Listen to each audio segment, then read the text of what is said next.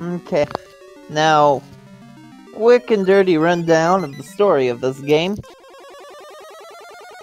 Basically, Link saved Hyrule, and he has been transported by the Triforce, telling him that he must now go and save the land of Holodrum from evil.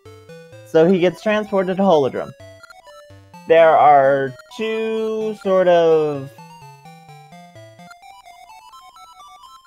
stories going on here, because the Oracles series is like a dual split game.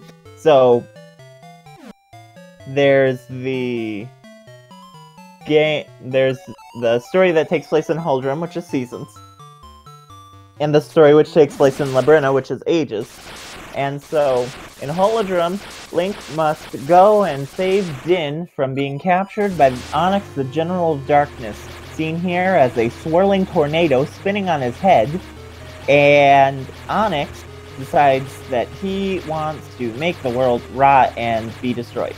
So he seals Din, the Oracle of Seasons who we were dancing with there, inside a crystal and sinks the Temple of Seasons beneath the ground. That causes the seasons of the land of Holodrum to be all messed up and all out of whack, so that the world can rot and be destroyed, and not inadvertently, purposefully light what is called the Flame of Destruction in the Gerudo rites of rejuvenation. Meanwhile, in Labrynna, Varen, the Sorceress of Shadows, takes over Nehru, the Oracle of Ages, so that she can create an endless day, so that a tower can be built so she can reach the heavens, gain ultimate dark power, creating sorrow across the land so that she can light the Flame of Sorrow. Meanwhile, Twinrova goes and captures Zelda, who will be the only remaining hope of the people, causing despair in all the people, lighting the flame of despair, and then they will use her as a sacrifice to summon Ganon back from the dead. If that is confusing, welcome to Oracles and Zelda in general.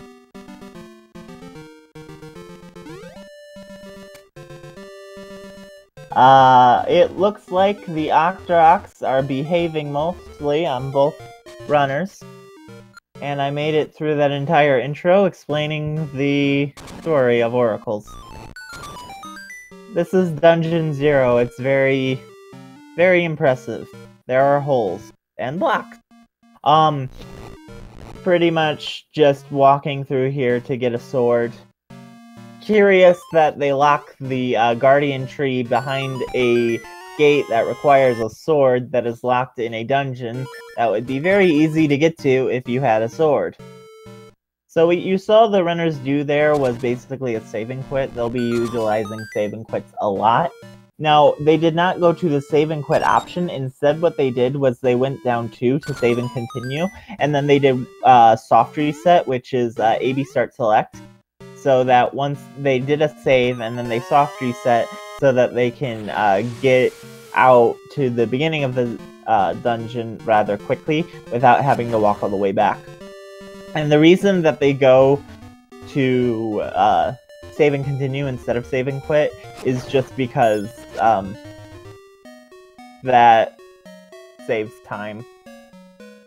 It's just a few frames, but over the course of the run, it saves time. So both runners did not get winter, and that's important because winter creates a snow pile where Bamboo is walking right now, and adds like 3 transitions to walking to the Maku tree, and it's really annoying. Now the Maku tree is a little, he's a little tired. He's a little sleepy because he's been sapped to strength because the Temple of Seasons was knocked down into the underworld, and all the essences of nature have been scattered around. So, Link is tasked with going to find all 8 essences of nature. Now the tree, the talking tree, gives him a key. That key goes into a rock to lift a root to enter a dungeon that holds an essence of nature. Apparently Onyx had this whole plan, like, plotted out for just months or something, because somehow he was able to excavate this route and create a well-planned dungeon with uh, with stone and masonry and torches, and it ain't damp, with drips, and the torches can be lit. It's some good stuff. Like, this Onyx should honestly do some HGTV nonsense. Now I believe Sagaz will be going for the power ring, so he'll have to keep track of the enemies that he kills. Bamboo, I don't believe, will be going for it, so he won't have to keep track of that. That's why Sagaz will be killing more enemies here, whereas Bamboo will just be skipping them.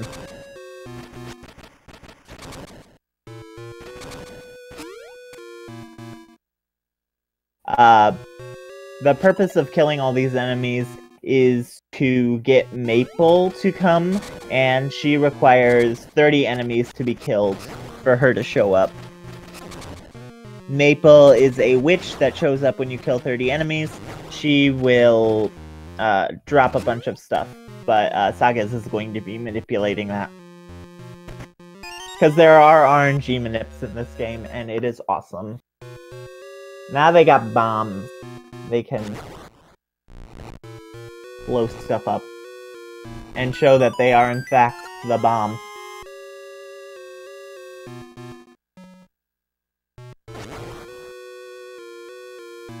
I am glad you can make it for the beginning of this run, though Dungeon 1 through 3 are not the most interesting parts of the run. RNG manips are pretty cool, but once you have Pegasus Seeds and Feather, it's really neat. So, Sagaz getting the quick kill, Bamboo not getting it, but still getting it still killing them pretty quickly. At least I didn't think he got it. Here, you'll see both runners pause as they're entering. That's because when you enter a fading transition in this game, if you mash start, you will enter the pause menu, and then when you exit, you can start moving immediately, rather than waiting for the entire fading transition to go through. It saves like, if done optimally, it saves like 30.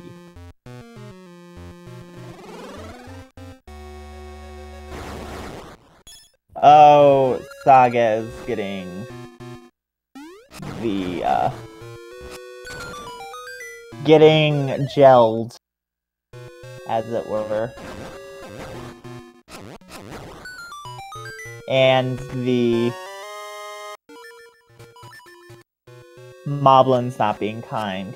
So Bamboo and Sagaz both did a hard reset, where you saw like the Game Boy Color title thing appear, and it's like turning your console on and off. And that resets the RNG to the same value every time. And so Bamboo and Sagaz slash for a certain pitch. There are 3 sword pitch slash pitches in the game, a high, mid, and low. And so they listened for, I believe, a high pitch, and then they slash. Then they walk through the room with the enemies quickly. The Wallmasters don't roll RNG since their movement is based on following where Link is walking. And then they slash for a low pitch slash. And then slash one more time, hold it for a spin slash, and wail on the boss. That makes it so that the boss does not charge, which costs like 10 seconds every time. Here, there will be a variation. Sagaz will be slashing until he hears 2 high-pitched slashes, and then he'll slash his sword while Maple, right after Maple hits him, and that will give him the level 2 power ring, which will save time later on in the run. So Sagaz and Bamboo are going to vary fairly differently in the manip route. So Bamboo getting Autumn, and he goes through and walks to the Rosa screen. Sagaz getting Summer, and will walk a similar path to the Rosa screen.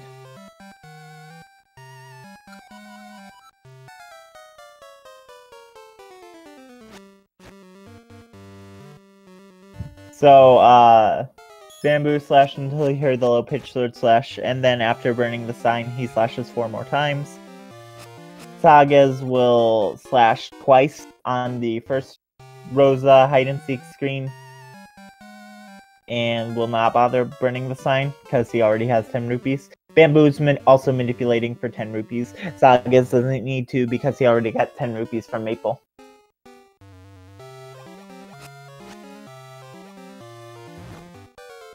The 10 rupees are needed in the run. Also, they're manipulating so that Rosa goes on her fast patterning in each screen. There are 2 patterns that Rosa can do in each screen. One is faster than the other, so they're manipulating so that Rosa does the faster of the 2 patterns.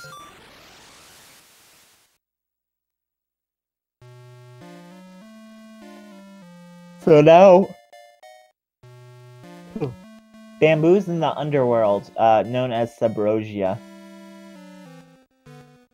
Down here, the people wear hoods all the time, bathe in lava, eat lava, mine lava rocks, and they also like to dance. But we won't see that dance. The reason is, the dance is bad and a waste of time. So, as you remember, we got bombs in Dungeon 1. Those bombs allow us to throw things over pits and water and streams of lava. So, whereas in a casual playthrough, you would normally be expected to go to Subversion Dancing and get the level 1 boomerang, here, they have bombs. They throw a bomb over the lava, hit the crystal switch, and that completely cuts out Subversion Dancing. And it's amazing because Subversion Dancing is hard. I always had trouble with it, and I still have trouble with it. So Sagaz and Bamboo both have their Rod of Seasons now. Bamboo is making his way to get the first season, because the seasonal spirits are powerful enough to work together to form a Rod of Seasons there in the altar room. But they cannot be bothered to enchant it with the power of seasons. Sagaz missing 2 bombs there. That is going to... I believe that will hurt him later on in Dungeon 2, so that might be a bad thing for him. I'm not entirely sure. Now, Bamboo did a soft... both Bamboo and Sagaz are going to do a soft reset here. One thing about RNG is that it rolls every frame that title screen with the press start is on screen. So, they're going to go up and reset their RNG when they come out of Subrosia. Sagaz will be listening for a high-pitch slash, whereas Bamboo will be listening for, I believe, 3 mid-pitch slashes.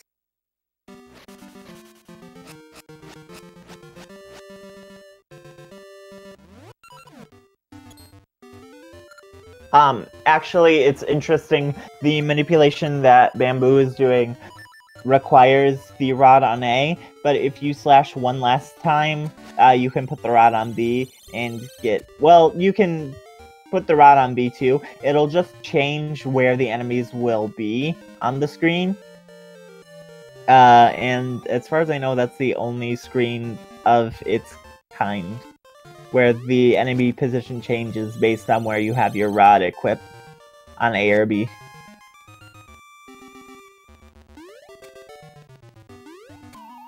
Now, I don't know about you, but anytime that someone jumps down my chimney and I am expecting Santa Claus, I, of course, get very upset and give them a shovel. That they can keep, so that they can shovel my driveway, because honestly, who's going to shovel your driveway besides that creepy stranger who fell down your chimney?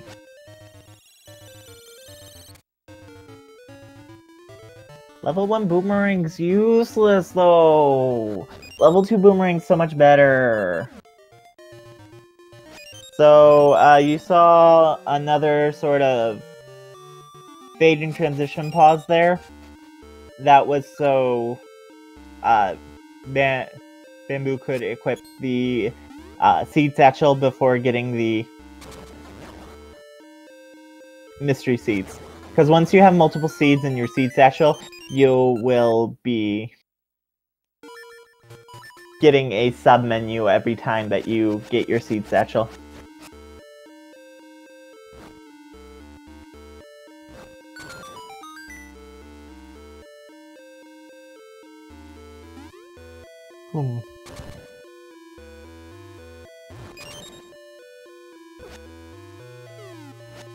So a similar outcome here. Bamboo's going to throw a bomb and kill both moblins with one bomb. And that is the ideal goal of the Manip. Sagaz will attempt to do the same. It looks like he is good on the Manip, and he is, so that's good.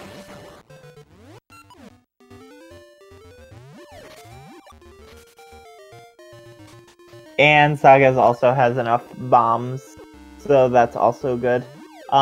This upcoming room where Bamboo is, it takes 6 bombs to get through, and it's timed. The timer's really not that bad, but the 6 bomb limit is kind of hard.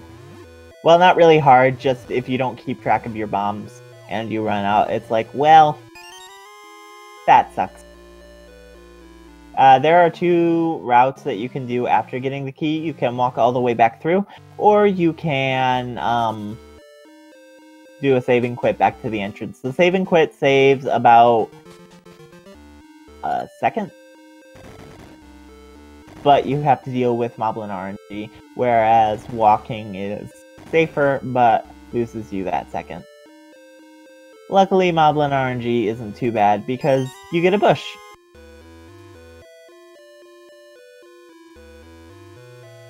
Now, as you can see, this dungeon has large rolling pins.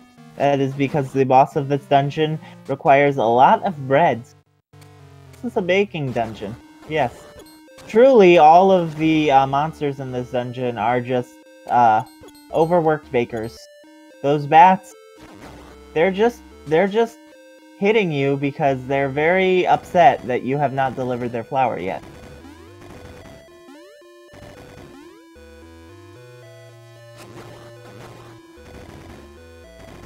Saga is living on a prayer with one heart. That always nervouses me. Bamboo also doing the same. Now there is a Japanese-only glitch that both Bamboo and Sagaz will be doing. So in this... Ooh. Well, Bamboo didn't get it, because he went too low. The hitbox for the boss exists before the fight starts, so you can just throw 5 bombs where the boss will spawn and kill the boss right away. Unfortunately, Bamboo went too low, so he did not kill it right away.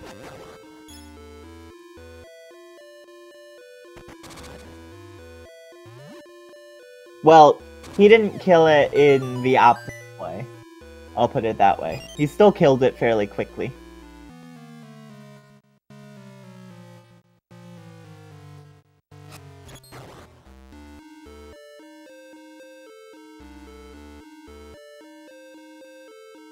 Yeah, Sagaz was low on bombs. He needed that bomb drop.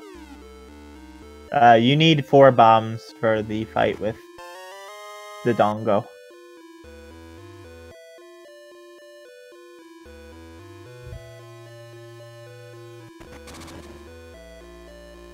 Speaking of the Dongo, we're about to come to the Dongo.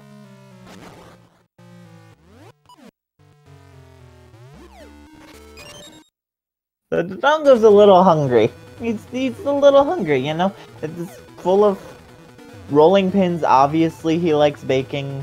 Obviously, he wants his bakers to cook him a lot of food. But, you know, they just haven't been cutting it. So, the Dongo calls upon you to fill out his order. And today he's feeling a little spicy, and he wants some spicy food. So you oblige by giving him the spiciest food you have, bombs. Unfortunately, the bombs do not agree with his stomach, and he gets a little bloated, and you have to let some of that air out, and luckily, he has his spike bed in the middle of the room. Unfortunately, 4 times on the spike bed means the Dongo is a deflated boy, and he is no more. So, you just sort of overfeed and deflate the Dongo, and he's no longer the Dongo, he's the Dongo. Bamboo doing another hard reset because he is doing a different RNG manip, this time for the level 2 heart ring, which is another maple manip. And it gives the level 2 heart ring, which will restore health every so often while you're walking, and makes all heart drops and fairies just useless. You don't need them. So Bamboo will never have to pick up any heart or fairy drops in the run again after getting this ring. It is slower to get, and Sagaz already has an edge up because he has a level 2 power ring, which will make later parts of the run quicker for him.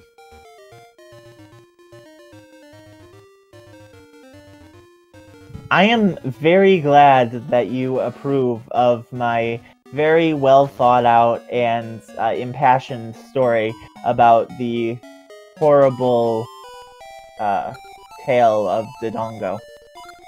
Now you see both Bamboo and Sagaz went down to visit the screen with the Ember Seed Tree. That's because seed trees act as warps in this game. Later on you're going to get the Gale Seeds, and those seeds will warp you to any of the seed trees.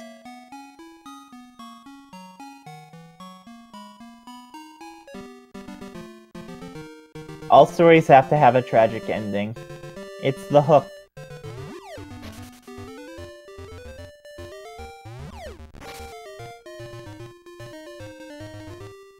I wish I had a story for every boss. I don't. Maybe I'll come up with some on the fly here. So these are scent seeds. They're completely useless and only used for one boss fight in the game. Now you see the reason that the runners need 10 rupees. There is a penguin who boxes, who has gloves for a kangaroo. So they pay 10 rupees on a bet of a fight to win the boxing gloves, and those boxing gloves will then be given to Ricky the kangaroo, who will then be so overjoyed he will give them a flute to call him whenever they need him. There are actually 3 different animal companions in a game and 3 different flutes you can get. If you don't have either of the other flutes by the time you enter North Horan, you will be locked into getting Ricky. If you buy the flute from the shop, that will get you Moosh. And then if you decide that you do not enjoy your life too much, you can do Subrosion dancing 6 times in a row and get the strange flute, which will get you Dimitri. Best animal companion, the absolute worst way to get a flute in either game.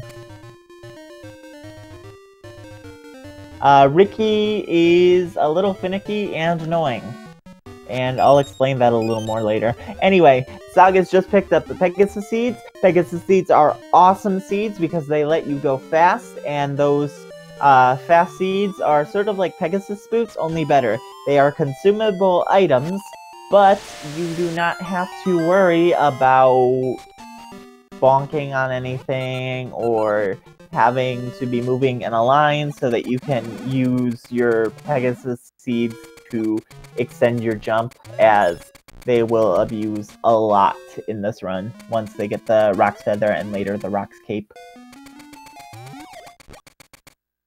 But pretty much from now on, a lot of the routing is based around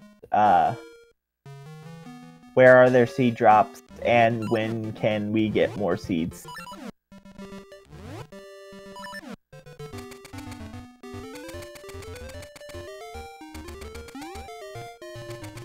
So from that first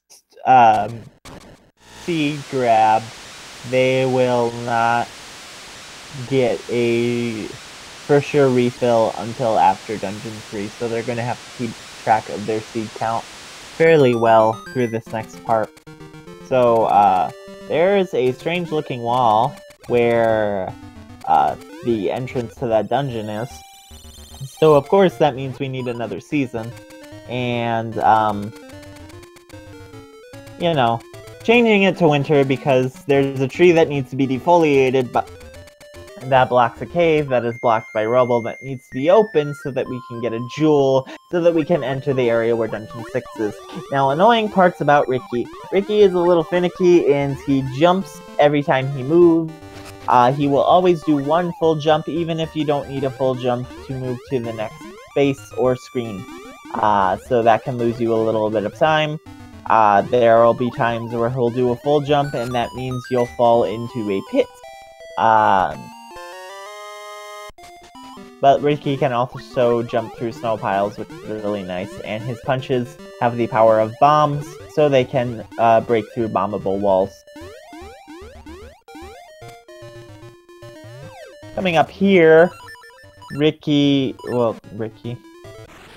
Sagaz will be going into Subrosia again, and will be digging to see if he'll get the Star Ore. He got first try Star Ore because these people are just so lucky with their Star Ore luck in these races. Bamboo getting second try Star Ore, so not as great, but still not that bad. There are 4 spots where the Star Ore can be on the beach, and they dig in all 4 spots to see where it is. It's completely random, and there's not really a good way to manipulate for it, because Ricky rolls RNG every time he jumps, the butterfly screen outside of Blano's gym rolls RNG every frame, and the volcano screen rolls RNG every frame. Now, it is important for me to begin to tell you my secret tips to dating. And, of course, the first and foremost tip to dating is run. Run everywhere with your date. You two must be physically fit, or not physically fit, but physically compatible. So if you and your date cannot keep up with each other, obviously something is not working.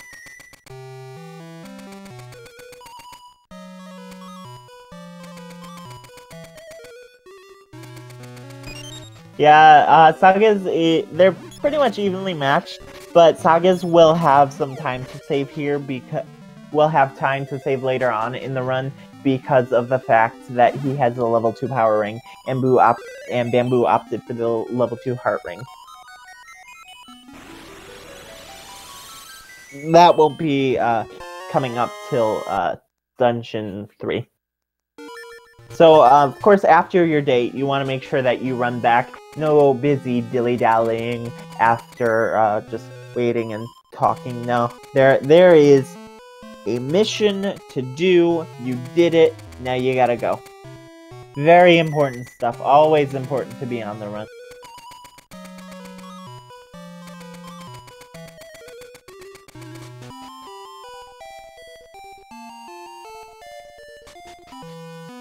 And then, of course, the #1 dating tip that I can give anyone, anytime, anywhere. Always make sure to leave your date right next to an actively erupting volcano. 100% I guarantee you will go on that second date. You might think it's a little rude, but think of it this way. Your date is getting a free foot massage thanks to the seismic quakes that are happening right next to the volcano. Yeah, it's great, ain't it?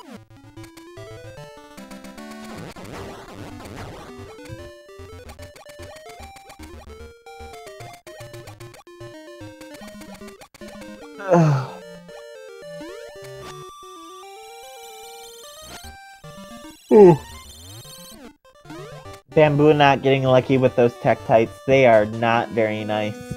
Saga is getting into Dungeon 3, and I have to ask myself, why aren't I studying speedrunning from Mothula? Because, wow, she totally made up this entire dungeon that was previously submerged in water, filled it out with enemies, and put herself and everyone in there, and made puzzles and everything without having to, like, in 5 minutes. Like, wow.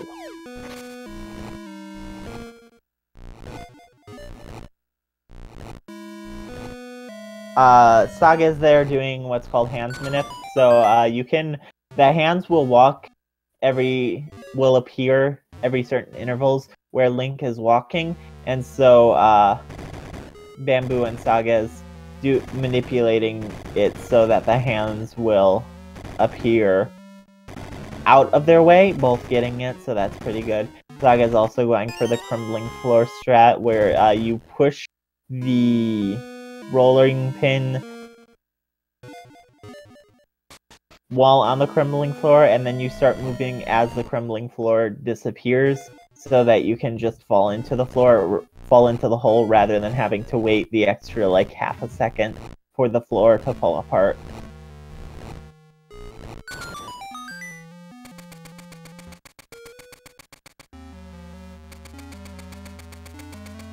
Boom.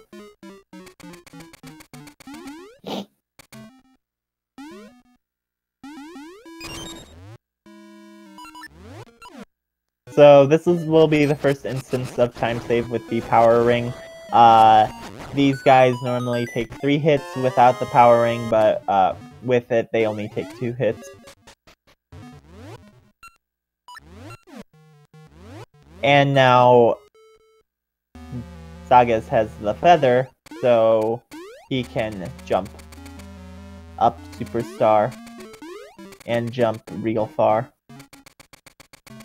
There won't be any coins to grab, and unfortunately Sagaz fell. That is an interesting strat that he was trying, though.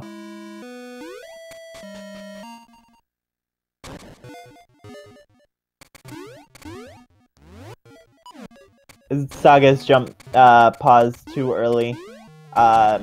So for that, you need to buffer it on the second frame that you do your jump. Otherwise, you won't jump, and instead just jump laterally, but Sagaz just sort of fell instead of jumping. So that kind of sucks, and that lost him a bit of time. Not too much, but a bit. And also, Mothula likes to make sure that her employees are happy, because she has trampolines in her dungeon. And trampolines are fun, so like, being bad is good. No one else can be bad. I am the best at being me.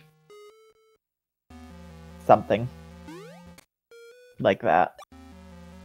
So, Bamboo's going to... both Bamboo and Sagaz will be attempting the hands manip again. We will see if either of them get it again. Bamboo looks like he's gonna get it. Yeah, Bamboo's got it. Pretty good. We'll see if Sagaz gets it. And Sagaz got it as well, that is nice. Here will be the next part where the power ring shows its good qualities, its speedier qualities, in that the Omai, the mini-boss here, each Omai takes 2 hits with the power ring, whereas they take 4 hits without the power ring. However, the difficult part about the power ring is that while you have it on, you take like more damage while you're wearing it, so it's a trade-off. You have a higher damage output and a higher damage intake.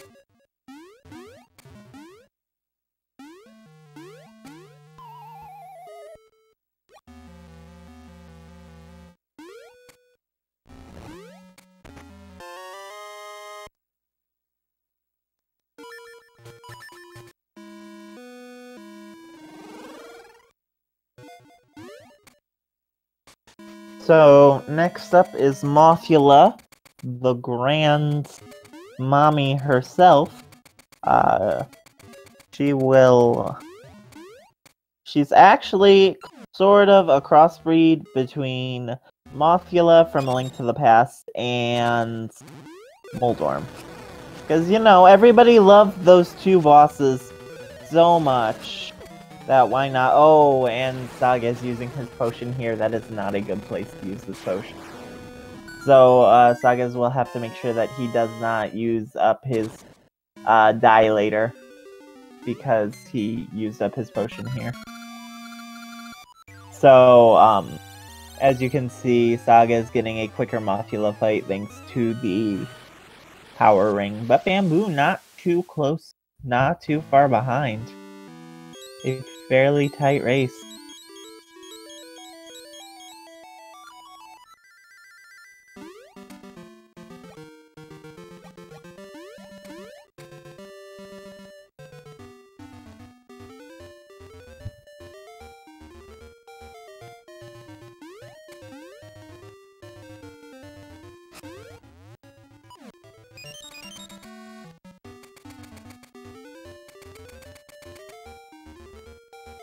Bamboo opting to use Pegasus seeds after the Pegasus seed tree, whereas Sagaz instead chooses to use the fading transition thing to equip his Pegasus seeds and feather on the same screen.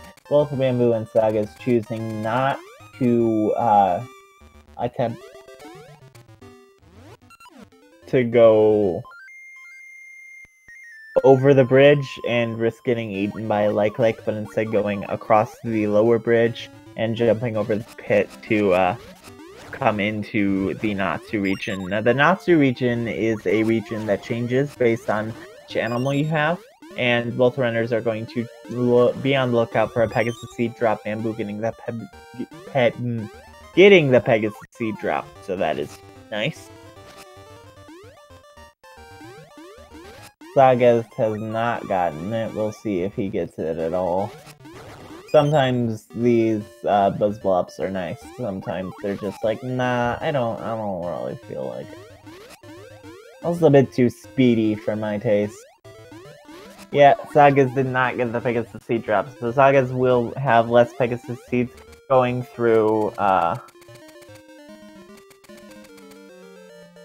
the Dungeon 4 and the region up to Dungeon 4, so that's a little disappointing for him.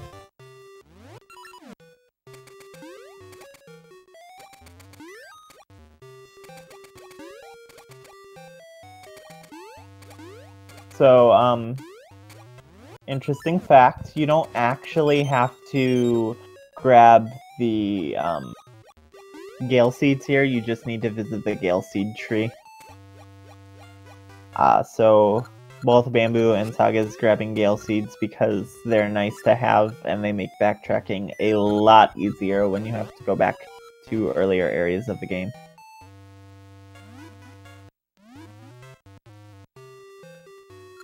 So now we have Dimitri. Dimitri, the best animal in the game. He can swim up waterfalls and swim through water super fast, and he's adorable, and I love him.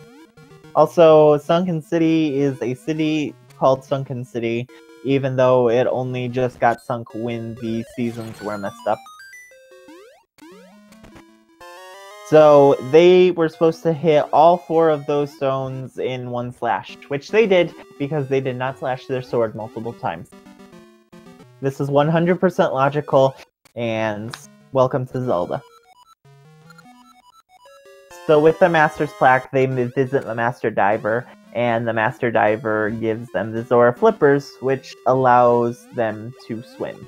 So now that they can swim, they can go down with Dimitri, jump into the diving spot, and bye Dimitri, we're never going to see you again.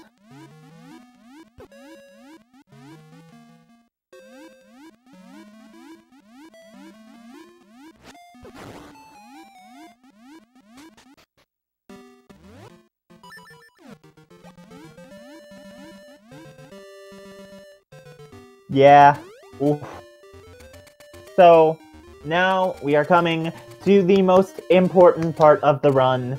I hope y'all are ready. It is time for Subrosia again. The best Subrosia. I am ready. Y'all are ready. Hide and seek. Let's go. So, Red and Blue coming down the pike. Tackling Link and making the interception. Stealing the feather and trading him the Fool's Ore. The Fool's Ore being an item that has the same damage value as the big orange sword, without having to take up 2 spots of inventory. Unfortunately, Link does not understand this, and will not be keeping it once he gets his feather back. Now, Red and Blue are going to start off on the opposite side of the screen, on the other side of the mushroom, because I don't know where they think people are going to follow them from.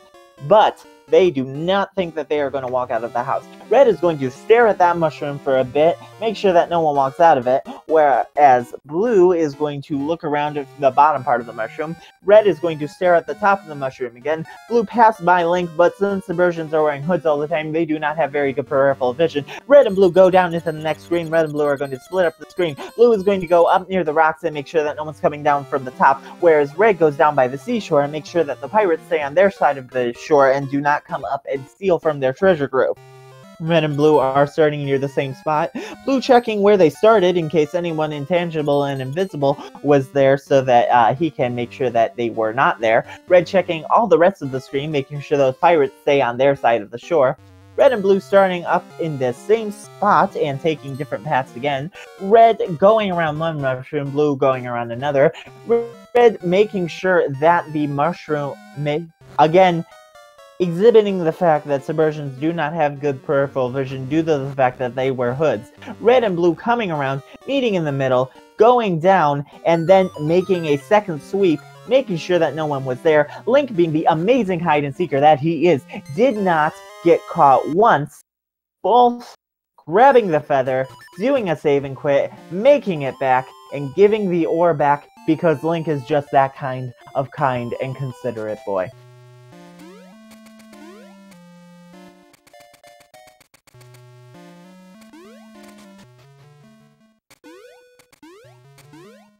Green did in fact win, and Blue does in fact carry the team most of the time.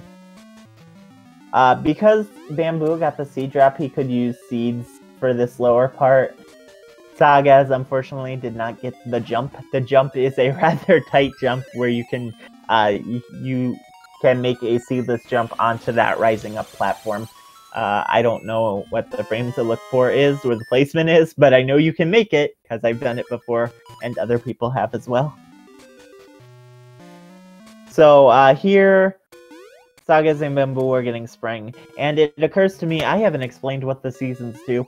So in winter, snow piles up and you can walk on snow piles, and water freezes and you can walk over like ponds and lakes and stuff. In summer, lakes dry out and vines grow on strange walls. In spring, flowers bloom. There are the shooty uppy flowers that shoot you up cliffs, and there are these stone flowers that become cuttable flower bushes. And of course, another glitch in the game, the last glitch in the game, is a rooster clip. So you sort of clip into the mushrooms there, and then you're clipped into the rocks. That way you can grab the rooster through the rocks rather than having to do an extra equip swords so that you have to cut the flower bushes.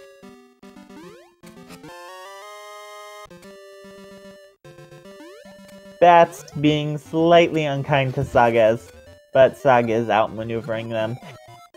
Needed spring not only for the flowers, but also the shooty uppy flowers, but also because they needed spring bananas, and Moosh wants spring bananas. So this is Moosh. He is silly old bear, sort of a mix between Winnie the Pooh and Eeyore. Except he can fly. But he's adorable and cute, and I love him. So, I don't know if Sagaz got bomb drops or not. I don't think he did. Bamboo and Sagaz both are looking for bomb drops to make sure that, because they need bomb drops in Dungeon... They need bombs in Dungeon 4, and if they don't get it, they'll have to get a chest in Dungeon 4.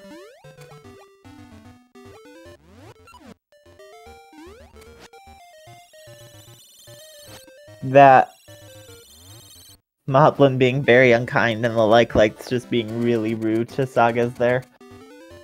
So, Sagaz getting the bomb drop from the Moblin, and then also grabbing the hearts because, well, he kind of needed them. Then they change it to winter so that they can climb the snow pile to climb the other side of the cliff so that they can use the flying rooster to fly to the other cliff.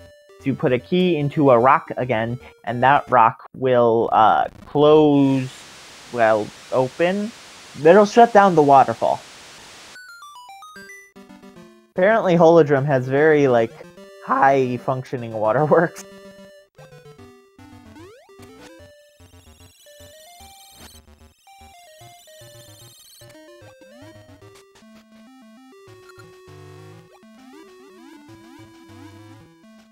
So now it's Dungeon 4, Bamboo has to grab the bomb because he did not get the bomb drop. It's not that big a time loss, but it's annoying. You don't get it. Sagaz, of course, can skip it because he got the bomb drop. So now we come to a very exciting puzzle. It is the let's push a pot puzzle. Doesn't matter how you do it, every variation of you doing it will feel like the slowest way you could possibly do it.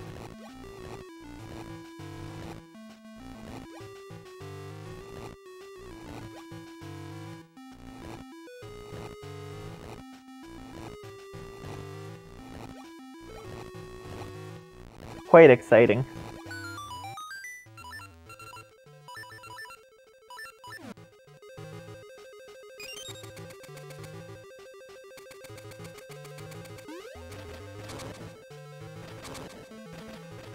Saga's swag, grabbing the key while it is falling in the air.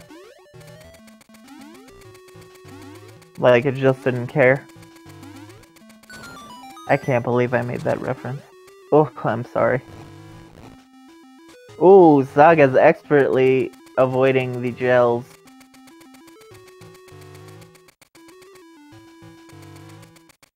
Now, Bamboo's going to pause there. That stops the platforms from moving, and then you can start moving immediately and sort of just cut that room without having to, like, wait for the platforms. Saga is unfortunately having to reset because he didn't get a jump off in time, which sucks.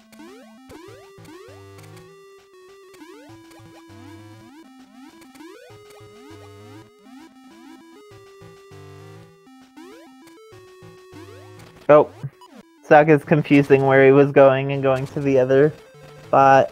Bamboo going through the minecarts and setting the track so that he will go to the puddle room. The puddle room, as I call it, is a room with a puddle. And it is a room where you have to kill stuff. Ideally, you want the legs to be right up against the water so that you can just knock them in. Sometimes they're not, and then you're just like, okay, well, I got a slash to 3 times to kill them.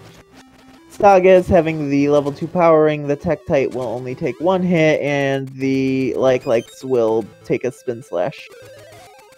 And a nice seed drop for Sagaz, making up for that seed drop that he didn't get earlier.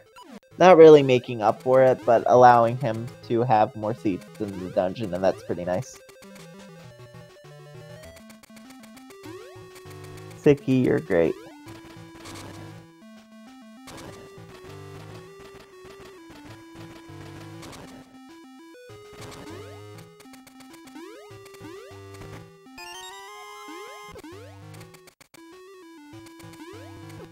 So another difference here is Bamboo will have to 4-cycle this boss, whereas Sagaz can do a 3-cycle. The mini-boss, that is. So for Bamboo, it will take 3 spin slashes and a regular slash. Sagaz can do 2 spin slashes and a regular slash.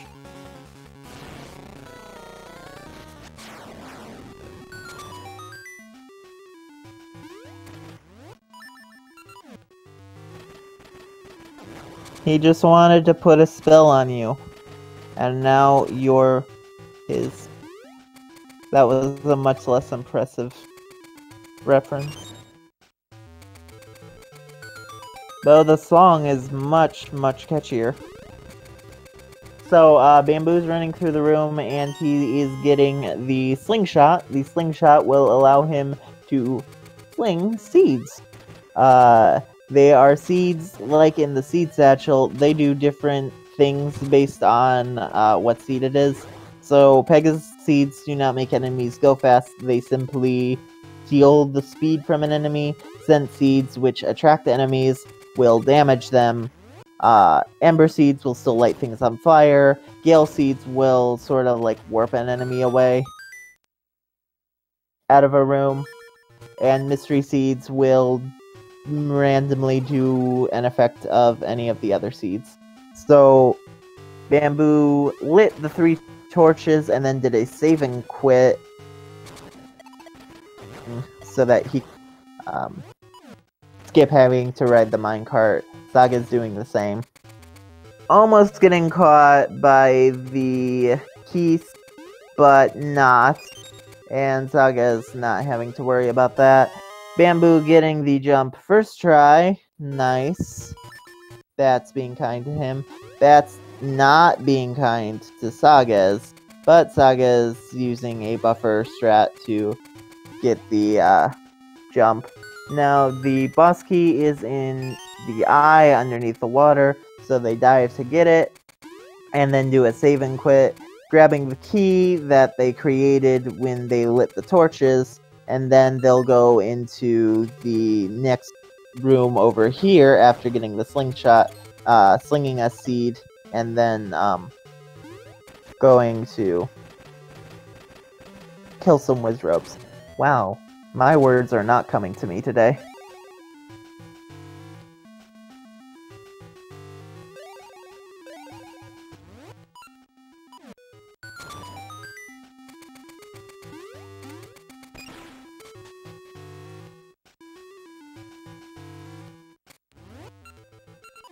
Oh, Saga's getting unlucky with that.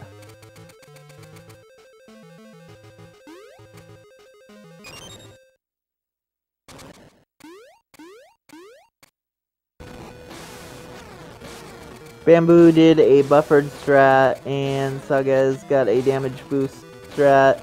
Now, as you can see, Bamboo is hitting the boss with Sense Seeds. She has health of, like...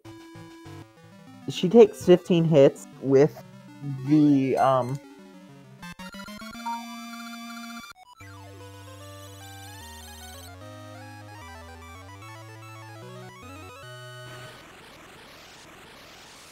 She has a few... You can hit her claw off with 10 hits, and then 5 hits to her eye, but she takes 15 hits with the seed, just, with the seeds hitting past her eye. This makes the fight a lot less RNG heavy.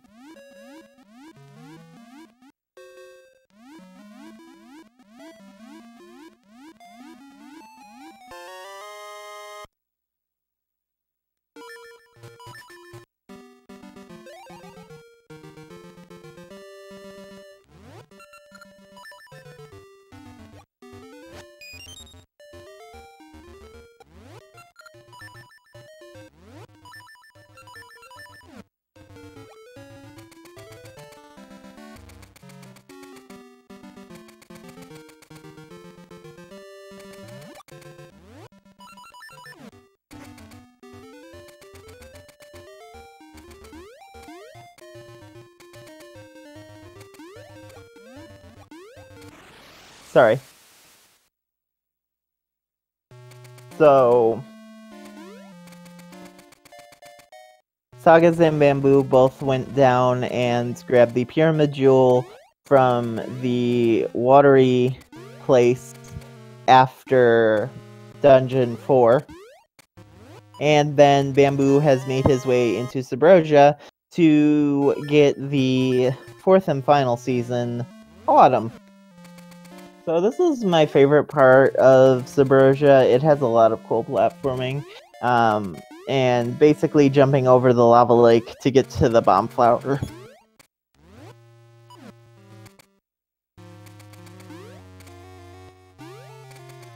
And the bomb flower is necessary in order to break through the rock.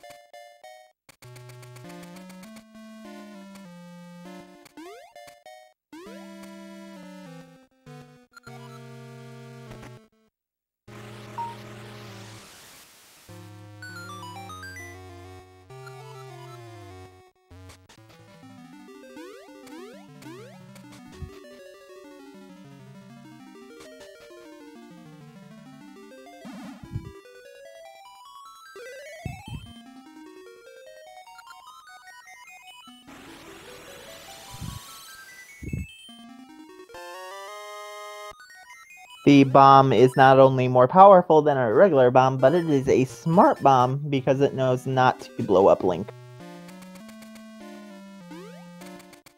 Yeah, pretty much. The Subversians are like, okay, yep, you blew up the rocks for us, thanks. We're gonna gather the ore and leave.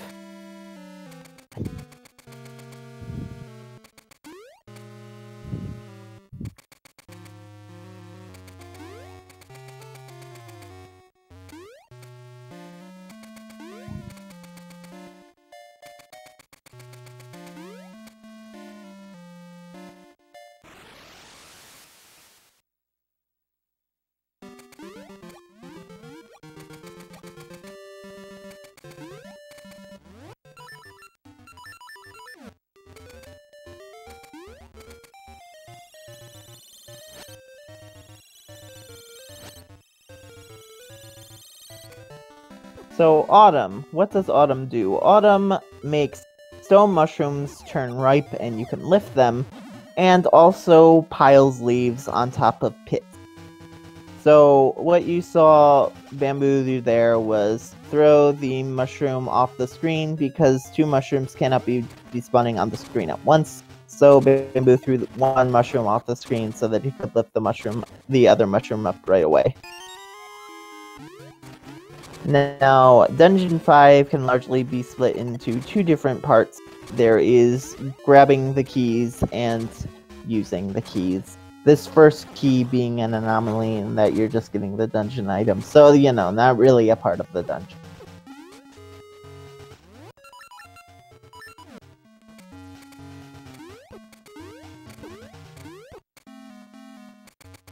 Bamboo just getting hit just to show off the power of the heart ring.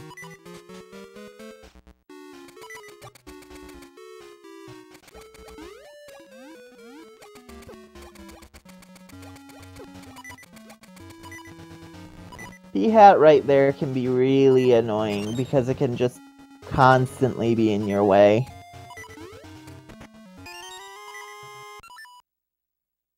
So, the dungeon item in this game is the magnet gloves.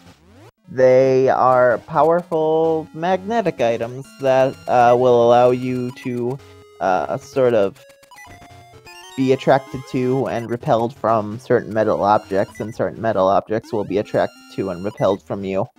They're pretty neat. I think they're cool. And yes. Oh boy! Bamboo died with the heart ring. Feels bad, man. It happens sometimes. This will give Sagaz some time to catch up.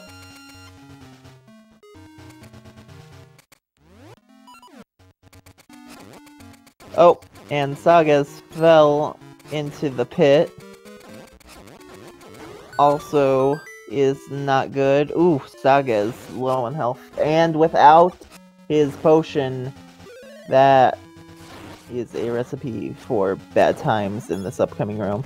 Also, with the level 2 power ring, the enemies in this room are 1 spin slash rather than 4 slashes. Like, rather than 2 spin slashes, they just take 1 spin slash. So, and also I forgot to mention that the chests have to be opened in the order that you killed the enemies, otherwise they'll turn into anti-fairies. And you'll have to redo the room.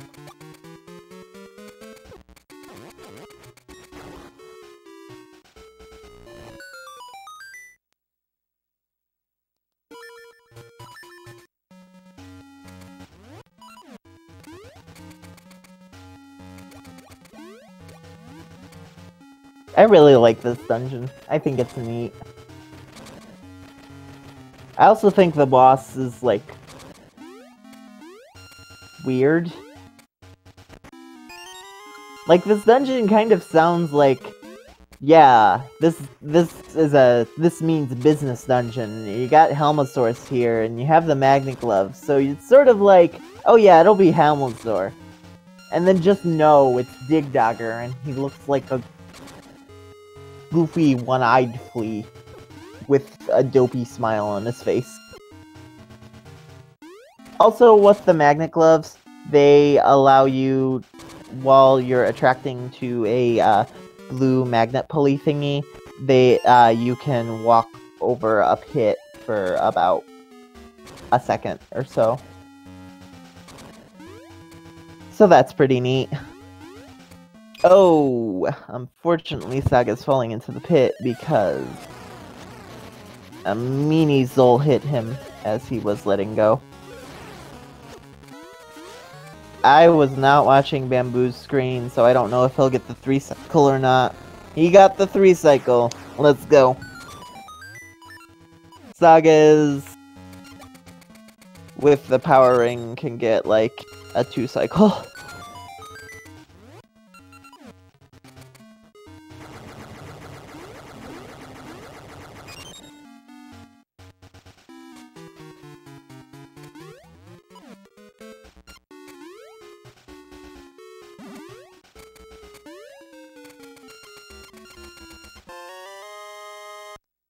So Bamboo grabs the boss key and moves on, and then does a save and quit to go to the next,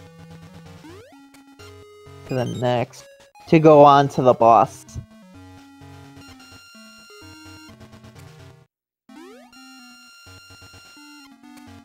This room is really cool when it's done with quickly, but Bamboo opting not to use Pegasus Seeds and go a slow and safer route. Oof, and the Keys not being kind to Bamboo there. The Keys are often not kind in this room. So this is Dig Dogger, the goofy dopey smile boy. You hit him 4 times with a spike ball and he splits up into mini Dig Doggers, and then you can kill those mini Dig Doggers with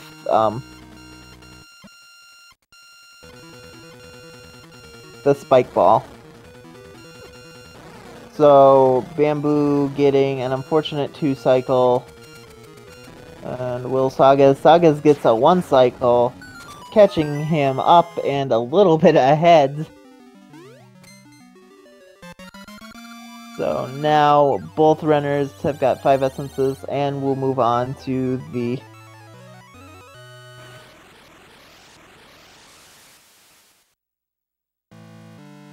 Dungeon 8 mini-boss. Thematically relates very well to the dungeon, much better than the boss of the dungeon. Same thing in Dungeon 7. I can't say for the rest of the dungeons. I really can't.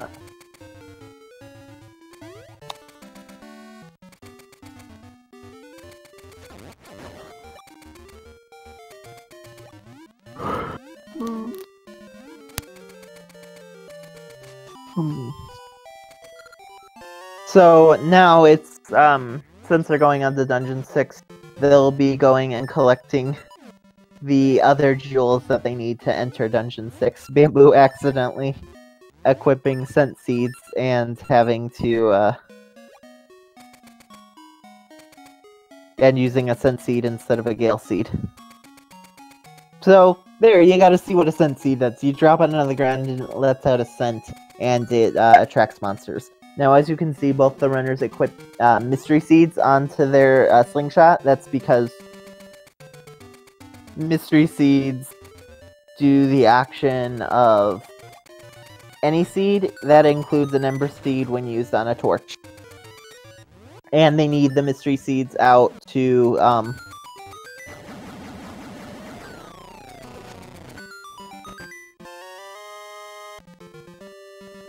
hit the question mark to release the black beast so that they can attack it.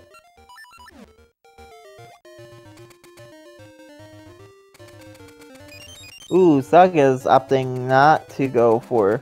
Yeah, that's what I was curious about. Sagaz sort of went away and didn't grab the Pegasus seeds again. So I was like, oh, Sagaz forgot to do that.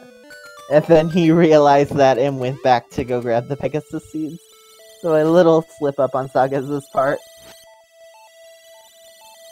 Yeah, no, this race is really close. It's kind of hype. I'm enjoying it a lot.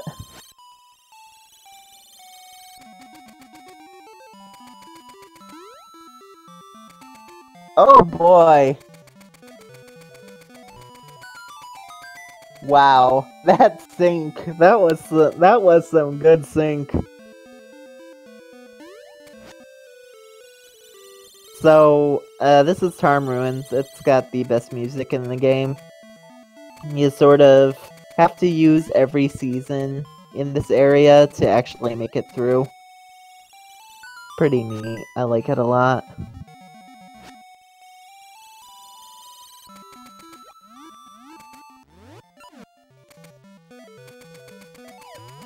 Also, with this area comes the Lost Woods. And with the level 2 power rank, you can skip getting the Noble Sword. Sagaz, unfortunately, accidentally swinging the rod a bit too much, and so he misses getting, moving the first time on Winter. So, to get the Noble Sword, you have to move left every time. Coldest to hottest season, so Winter, Autumn, Spring, Summer to the left. And that will bring you to the grove where the Noble Sword is. And then to get to the area where Dungeon 6 is, you have to go when coldest to hottest season again, left, down, right, up.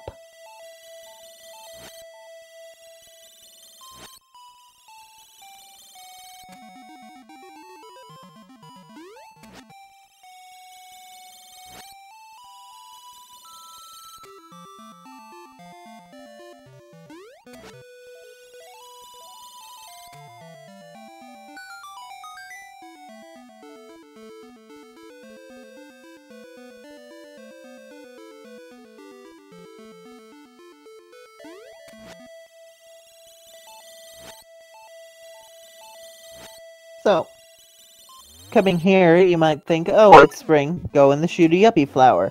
No, there is a Armos statue that's blocking your path, so you have to change it to winter in order to, climb up a snow pile to push an Armos statue out of the way, to change it back to spring so that you can shoot up the cliff to cut a flower so you can enter Dungeon 6. Oh, and we're synced back up again.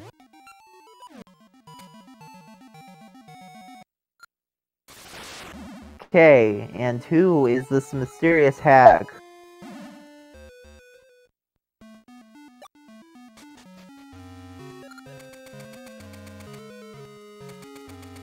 I wonder who it could be. Now, this is Dungeon 6.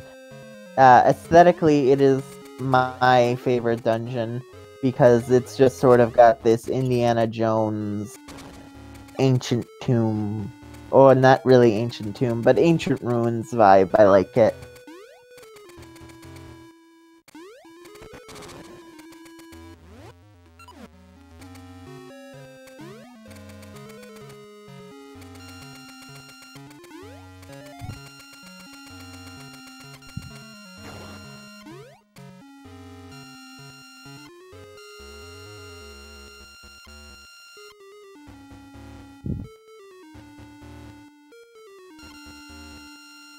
Oh, Bamboo, unfortunately, dropping the ball, and once the ball drops into a pit, you have to reset the room to actually get it back, so that puts Sagaz ahead by a little bit. But we'll see how Sagaz does on this jump, and he misses the jump the first time. And he misses the jump the second time. And will he get the jump this time? He got the jump that time, thanks to buffers.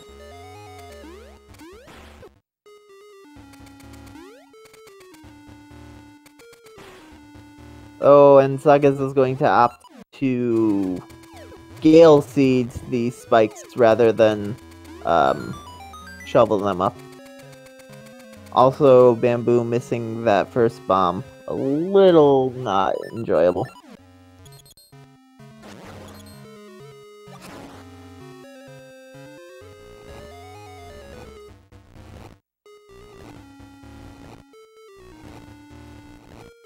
No, it couldn't be. It couldn't be Twin Rova.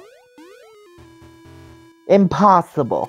Also, Saga's getting the actual good boomerang in the game, not that terrible level 1 boomerang. This boomerang kills Armos, and that is why I always loved this boomerang as a kid. It was like, yes! This is amazing! I love that I can kill these Armos now without, without bombs. I love it.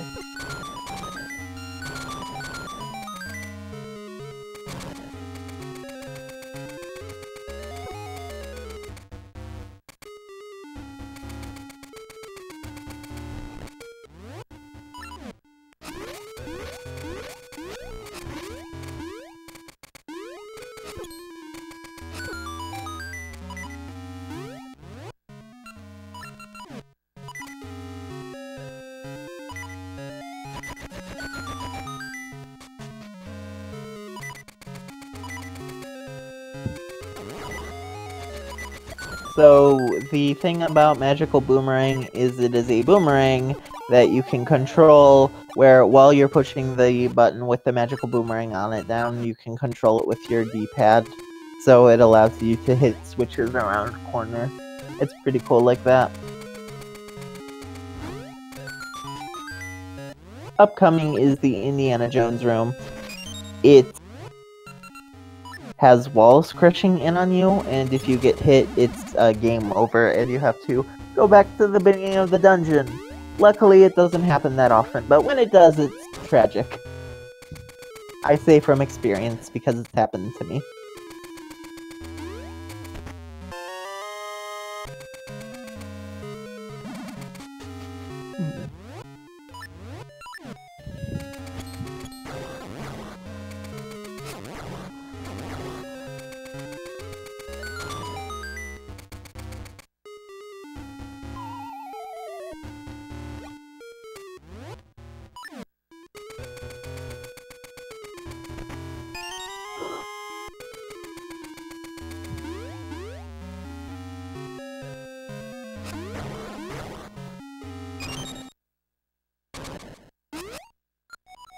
So, this mini-boss here is Wire. He is very annoying because he has 3 different attacks. There's the charge attack, which you want, and the spin around the room attack, which is not as great, but you can still hit him. And then there's the corner attack, which Sagaz did not get, which is really nice. So Sagaz got a really solid Wire. We'll see how Bamboo does on his Wire. So, 1 charge, and the spin around the room attack did not hit him. Another charge, which is very nice. This button that Sagaz is on is completely random, how many times it will take, so I think that's 4.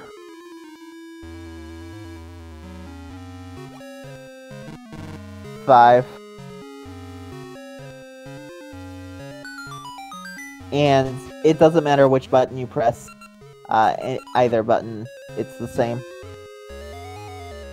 Bamboo also not having a good time here. And then Bamboo gets it.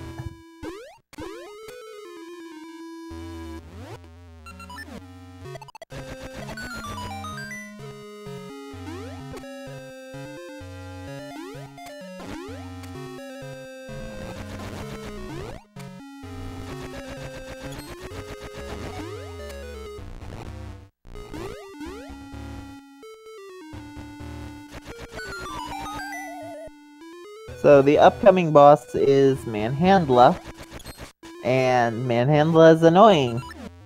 Sort of like Dig Dogger, except not as random, but also with quicksand floors. So Manhandla has 4 heads. Each head takes 4 hits with the magic boomerang, and the head is only vulnerable while its mouth is open.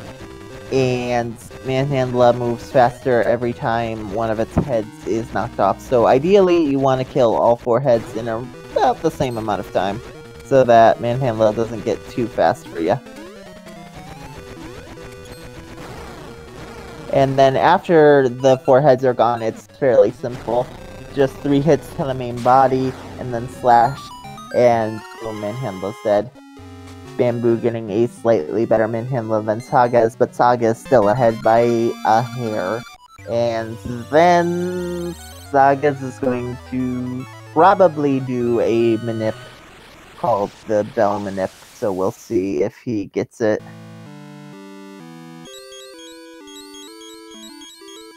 Yes, it is Manhandla, as in being manhandled. Which is what often happens when you fight Manhandla. You get manhandled with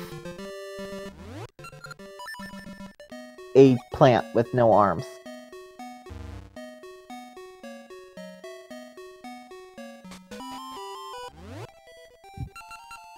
He's just a mean green mother from outer space. He's mean green bad.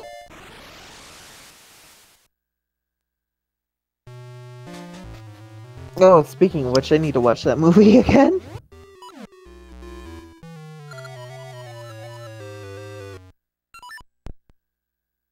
Okay, so Saga's doing a hard reset here after talking to the cat to doing manipulation to get first try Bell. We'll see how it goes. I don't think I've seen it work yet, but I haven't also watched Sagaz practice or do many runs of seasons. The Rusty Bell that both Sagaz and Bamboo are going to be looking for is similar to the Star Ore in that it can be in one of 4 spots.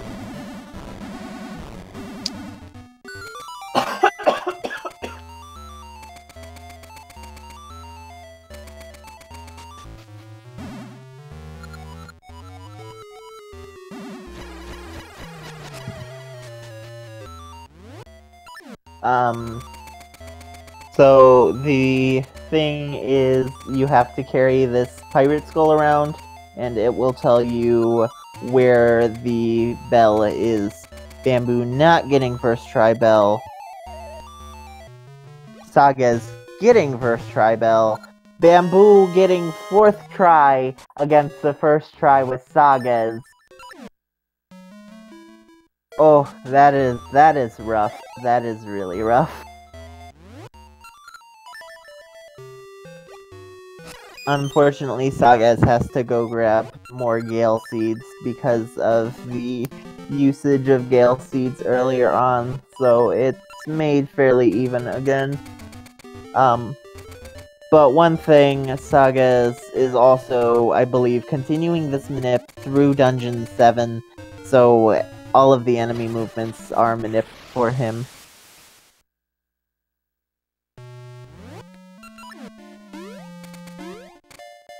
PSOOTFD.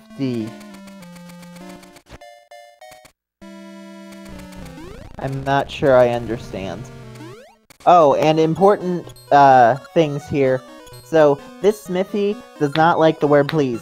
They do not like politeness. You must say, do it. They don't want, oh please do this, oh make it nice. No, no, no, no, no. You gotta say, straight to the point, what you want done. Or you gotta say it fairly vaguely. Just sort of be rude and crass, and they'll do whatever you want to do.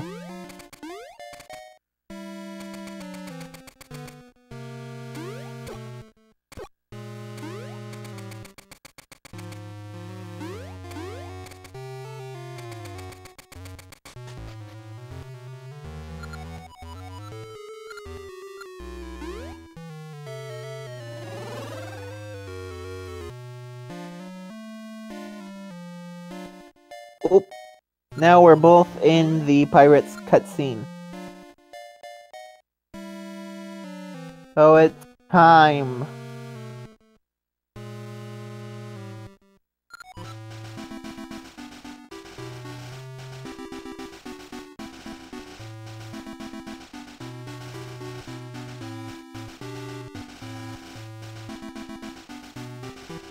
It is time for Pirates.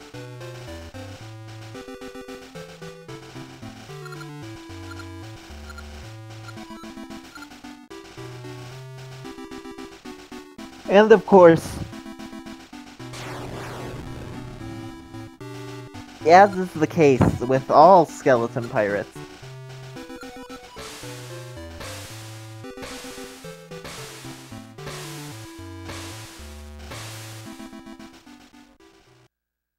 they get seasick and spin around.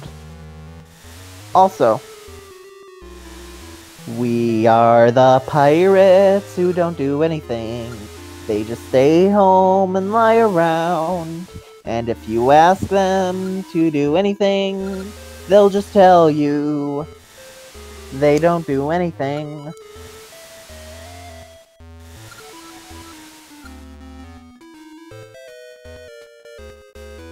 But yeah, the pirates get seasick and the captain gets seasick after yelling at the pirates for getting seasick, so they park their ship right in the middle of the bridge that was broken so that you can make it to Dungeon 7.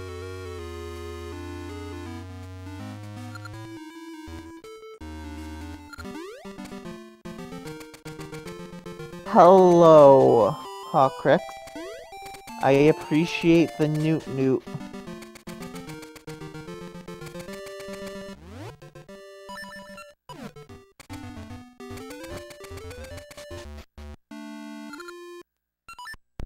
Oh, no, it looks like Sagaz is doing an extra manip and not carrying the manip over. So he'll be doing a new manip for Dungeon 7. This is ideally to get a good Armos statue both times he enters the Armos room. But both runners will be doing something that is called post-skip fairly soon, which involves using Pegasus seeds and jumping to skip fighting a post sister.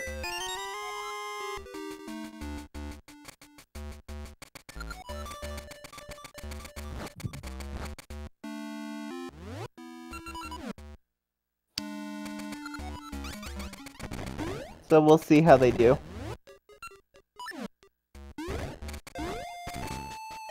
Saga is getting it, and Bamboo getting it. Nice. So, since Sagaz hasn't made a mistake yet, he will get a well-placed Armos statue, whereas Bamboo is not guaranteed that.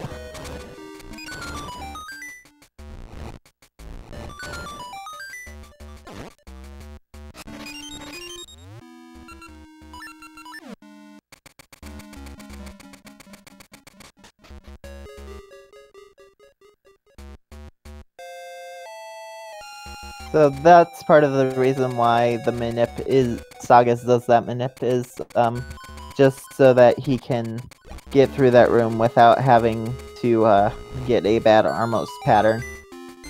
Well, Armos placement, really.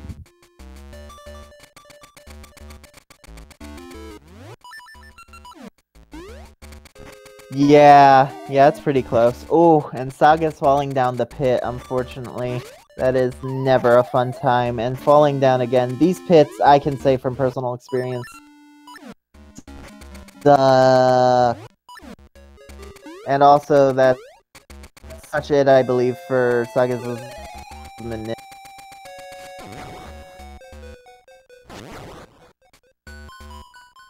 So, he might be able to rectify it as he, gets up here, but we'll see.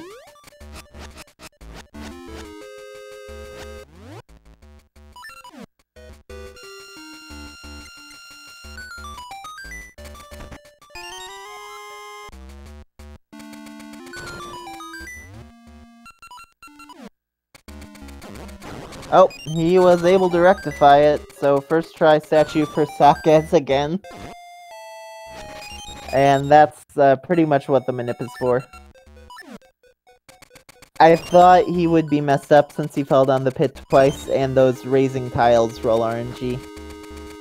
But now you're going to see the first post-sister fight, is actually the second post-sister fight.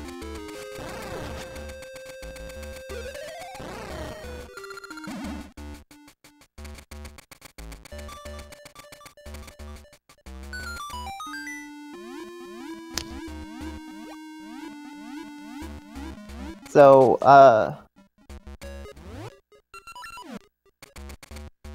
another thing about post-skip is since you are skipping the first post-sister fight, you cannot die or save and quit to the beginning of the dungeon unless you want to do post-skip again.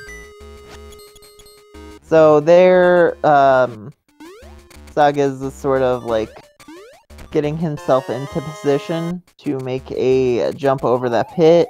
Bamboo does the same, and both land and get the Rock's Cape. And now the game is jumping. Like, this is...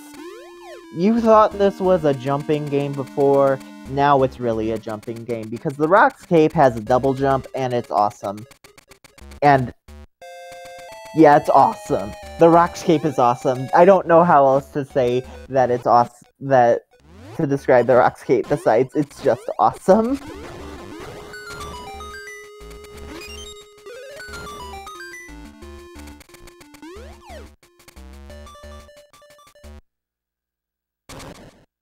So now you get to fight both post-sisters at once, which is the first time you're actually fighting the sword post-sister. If you get all 4 torches blown out, you get warped back to the beginning of the dungeon, and it kind of sucks.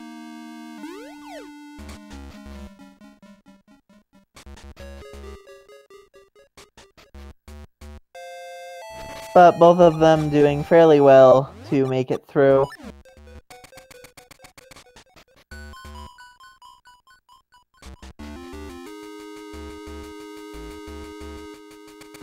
It is awesome.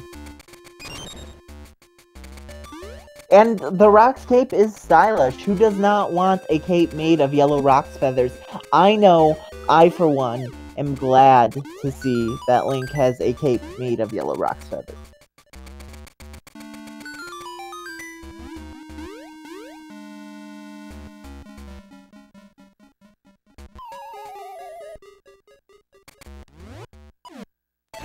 Truly the most fashionable Link. Link from Oracle of Seasons.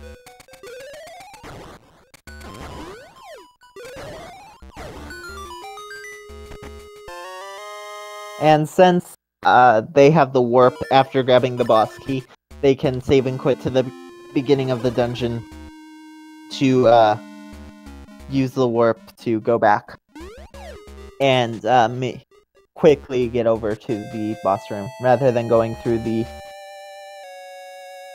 stair room again.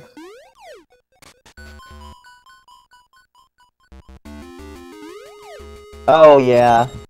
But, oh yeah, also, what do you think of when you think an explorer's crypt boss? Of course, I think of a 2-headed fire-breathing dragon.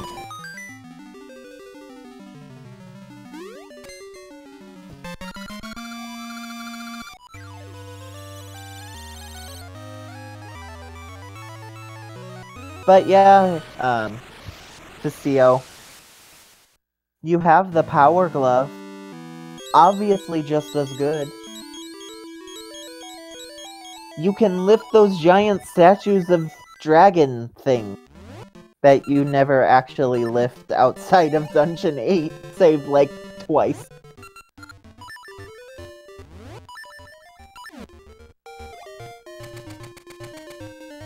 So now, with all 7 well, not all, with 7 essences, the Maku Tree tells you, oh, I'm sorry, I didn't dream of anything, so go ahead and find the next essence. I believe in you. You can make it. So you must go to where you have not been yet, and that means, of course, the Temple Remains.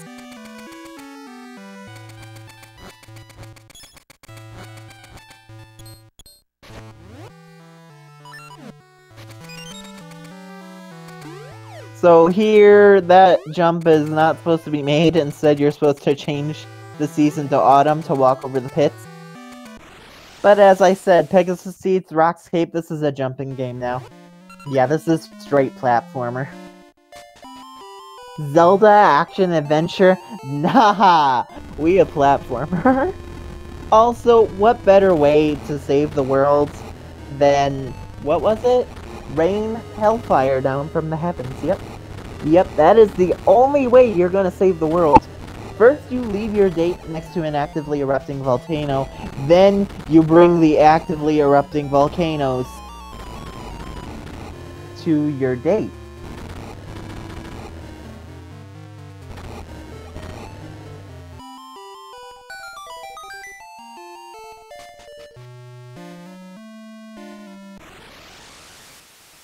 Okay, I say your power glove and raise you the level 2 power bracelet in Link's Awakening. That was super disappointing item that you do not utilize outside of the dungeon.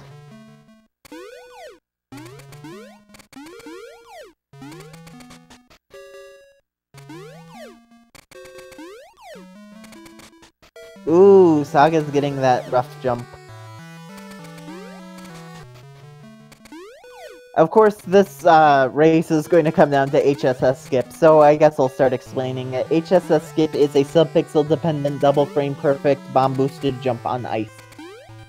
The sub-pixel-dependent isn't that bad, it's just sort of falling into a hole and then doing a little movement to set your sub-pixel value to the right value.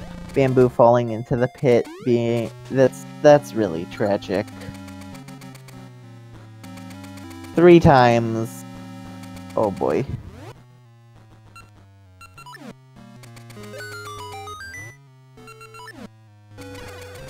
So, Dungeon 8 used to be super long, then HSS Skip came around.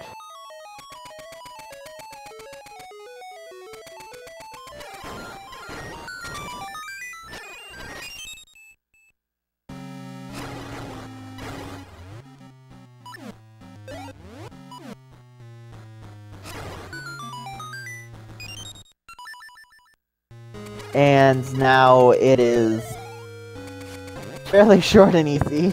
Well, it's not easy. HSS Skip is not easy. I'm not gonna say that. But it's much shorter. HSS Skip saves like 4.5 minutes off the dungeon.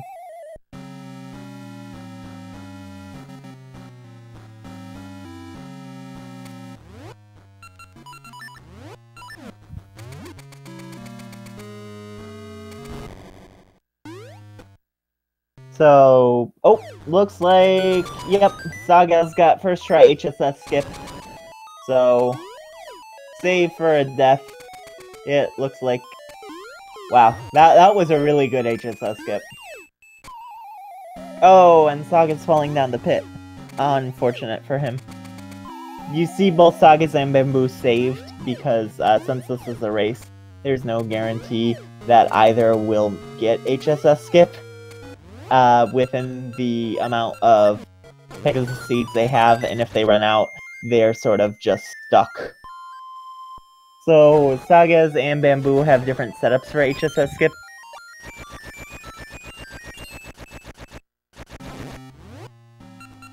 Sagaz sort of uses lax setup, where you pause, buff, you sort of jump after the bomb explodes in your hand, whereas Bamboo jumps after throwing the bomb. Both happen sort of at the same place, and then you pause buffer until you, for Bamboo's, it's the first frame that the bomb explodes, and for Sagaz's, it was when the flippy jump animation starts. And Bamboo is not getting a good time with HSS Skip here.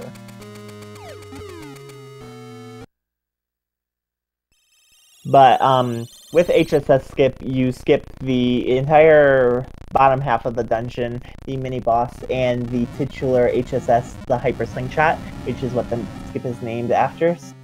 So you skip that, and then you come to the second part of the dungeon with 2 keys, and you get to skip dropping an ice block down one of the holes and skip one of the keys, the key that ice block leads to. Bamboo getting like 3rd try HSS skip, so that's really that's a rough time on him, because that is quite a bit of time lost.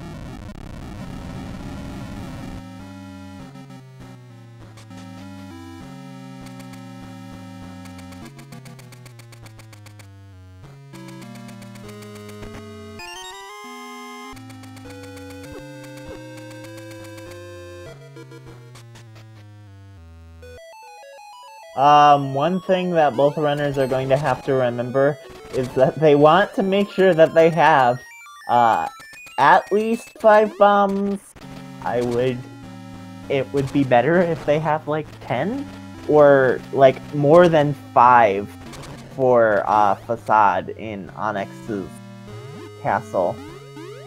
So we will see if they remember. There is a bomb chest before going up to the boss fight, so we'll see if they opt to grab it. Bamboo right now doesn't need it, and I don't remember seeing how many bombs Sagaz has, so we'll see. Sometimes I know they like to play risky.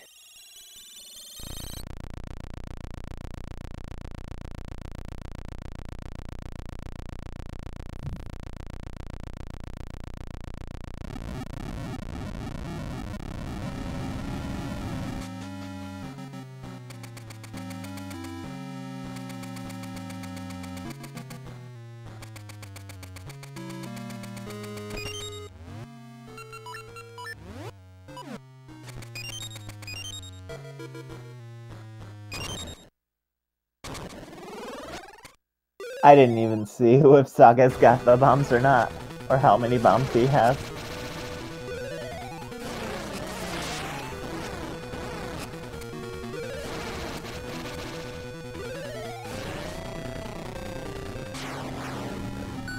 Oh, Sagaz has 9 bombs, he'll be fine.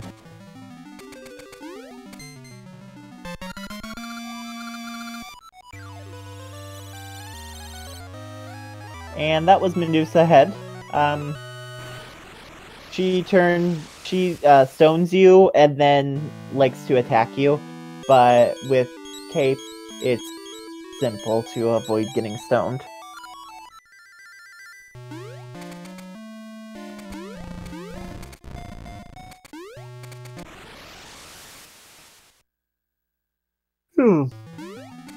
And with that, the Maku tree tells you to come back to him. He has a special surprise waiting for you. It is his seed. The seed is required to break open the barrier that blocks the way to Onyx's castle.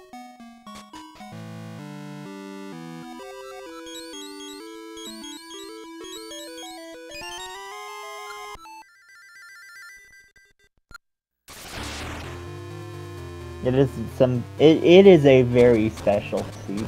A very powerful seed. Ooh, Bamboo. Just going for it. 6 bombs. We'll see how he does with Facade later on. Hopefully he does well.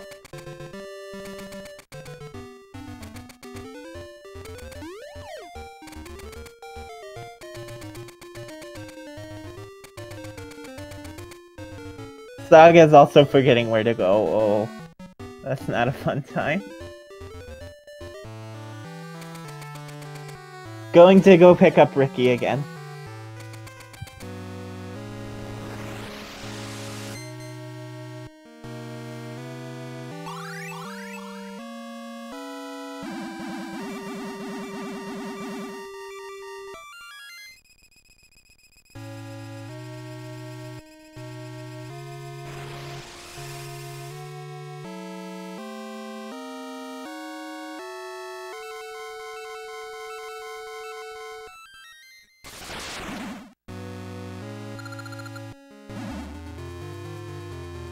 Oh, and the hag?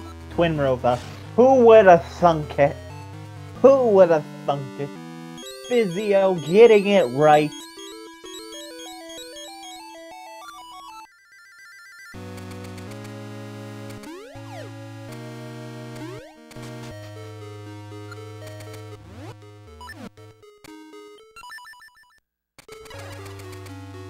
And Sagaz here saving before going through the fight in case he dies to Onyx. He won't.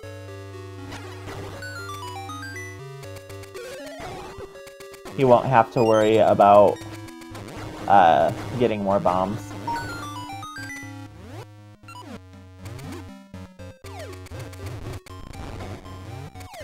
So this is Facade as an actual fight.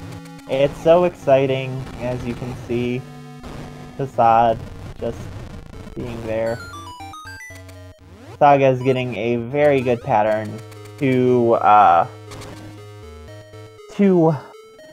blowing out fire. And now Onyx. So Onyx with the level 2 power ring is a little easier to get through.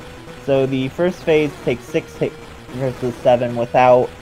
The second phase takes 4 hits versus 7 without. And the Dragon Onyx fight takes 6 hits. No. 6 or 7 hits. I can't remember if it's 6 or 7 versus 8. Ooh, and nice hole placement too. Sagaz will also be probably doing the Sunlock Dronic strat. So basically that's where you jump back and forth to Sunlock Onyx. But he missed it and fell down, so he's not going. He'll still probably attempt it as he's jumping over here. And it will be time when the last hit is on Onyx. So Saga's finishing with a 142.51. Yeah, no. Like it's... We gotta go fast. Hello there. Ow! Sorry. That started. Hi, Sagaz. How are you? Hi. How did you feel about the run? Well, I know it's my second best time on this tournament, but to be honest, I hated my run. Oh, yeah. But like, I hated this run. Like, at D1, I already hated this run, to be honest. Well, what do you think you did poorly on? Because it seems like you did pretty good in the run overall, from my perspective. Yeah, because I know why you're saying that, because there is no major mistakes, but there is a lot of small mistakes that, to be honest, I'm not happy with this. That's too much for me. Like, my D3 sucked, even with two successful unmanips. Yeah, that Omai fight was a little rough.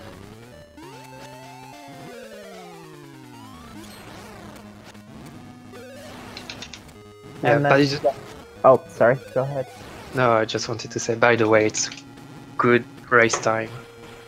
Oh, so yeah, no. I should be happy. You can be disappointed in your race time. You can say you hated it. I mean, Lord knows many people have hated runs they've done in a race before, regardless of whether or not it was a good race time or not. And Bamboo just finished with a time of 1:45.10. So he should be coming soon enough. Shout out to Okrex that he said on chat that French accent is so sexy. Thank you. It is very sexy. Oh my god. Hi, Babu. Hello, Bamboo. How do you feel about your run, and how do you feel about the race? Oh, I feel pretty good. I mean, the end was kind of bad, but you know, it was a fine run. I was actually seeing some green for the change. You know, That's good. That's I good, just yeah. never see green on my. Actually, it's blue from my splits. I just never see blue on my split, which is bad. yeah. It somewhat started going wrong with a def in D5. But I had like really good parts, almost golded my D4, which is like a really hard gold, I guess the 721 or something. So like, I don't know, I'm really happy with that run, and yeah, liked it. It was fun. Yeah, it was a good time. Of course, can't beat the freaking Sagaz first try, just escape every time. I mean, Yeah, I practiced right before and I got like, I don't know, like 5-6 times in a row first try. That's wow, good. that's just sick, man. I don't know. I practiced this trick. I mean, like, I'm rusty, so whatever. But Yeah. I mean, I also practiced this trick a bunch. Maybe I should just learn the new strat someday. Yeah, you will see Black setup. It feels Well- very comfortable to not press bomb at the beginning. It really feel comfortable. You can 7 quit buffer instantly, which is good. I feel like it's good. Yeah, Black setup is really, really good for HSS skip. Shout outs to Blackest R.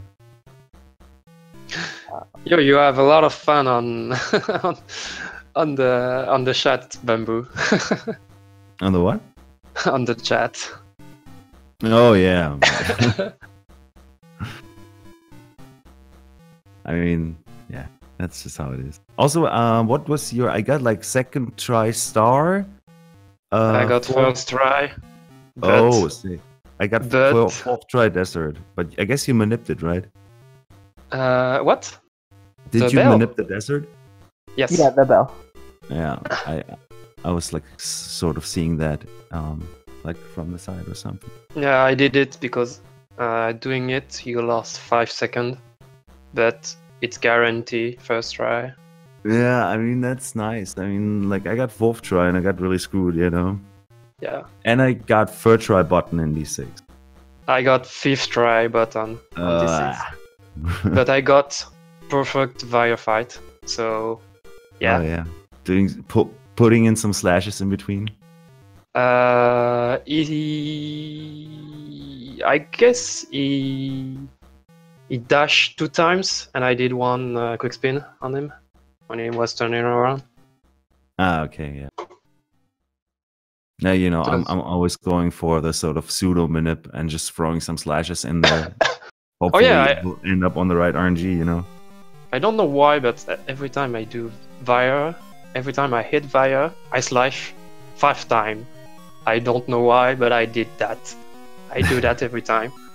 Yeah, it's a secret manip, man. He's just you see that Sagaz, he's not sharing the knowledge, you know. He knows more. I don't know. I know that it's useless and it's nothing, but yeah. I have a secret manip for ages, but it's secret. Ooh. Ooh, Do. that will be when I will run the game. Probably next year. I guess. When you snipe world record with your 133 run. With powering level 2 on Aegis, PogChamp.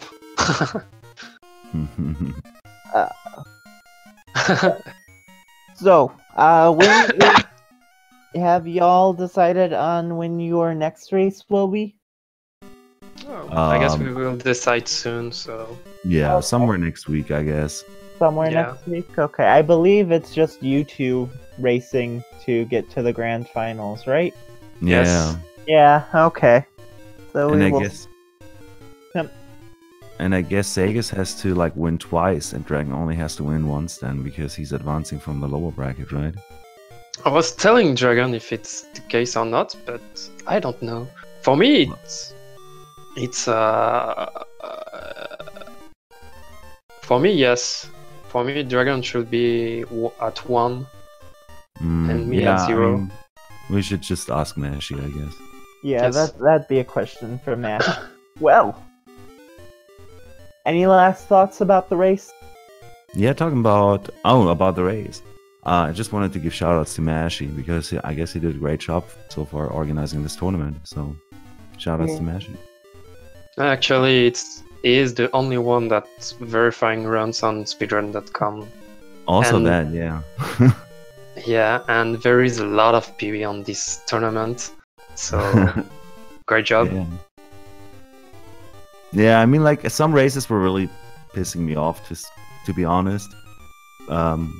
Like regarding on last thoughts on the race, but this one was a really nice one. You know, just like a good start. No freaking winter in the town.